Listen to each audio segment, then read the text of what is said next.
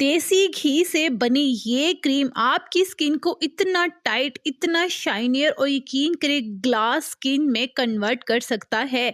तो आप जल्दी से वीडियो को महफूज कर लीजिए, क्योंकि मेरी हजारों बहनों ने मुझसे अगेन एंड अगेन पूछ लिया, आप ही हमसे देसी घी वाली वो वाली वीडियो मिस हो गई, तो जल्दी से महफूज कर लीजिए। अच्छा, प्योर देसी घी कहाँ से मिलेगा ये भी कमेंट में बता दूंगी। देसी घी आपकी स्किन को टाइट करता है और रिंकल्स को, फाइन लाइंस को हमेशा के लिए खत्म भी करता है। यहाँ पे मैंने लिया है 1 टीस्पून देसी घी, ठीक है। अब आपने इसमें ऐड करना है 2 चम्मच एलोवेरा जेल। मार्केट वाला एलोवेरा जेल ऐड कीजिएगा और कोशिश कीजिएगा प्योर हो। अब आपने इसमें ऐड करना है 1 टीस्पून ग्लिसरीन।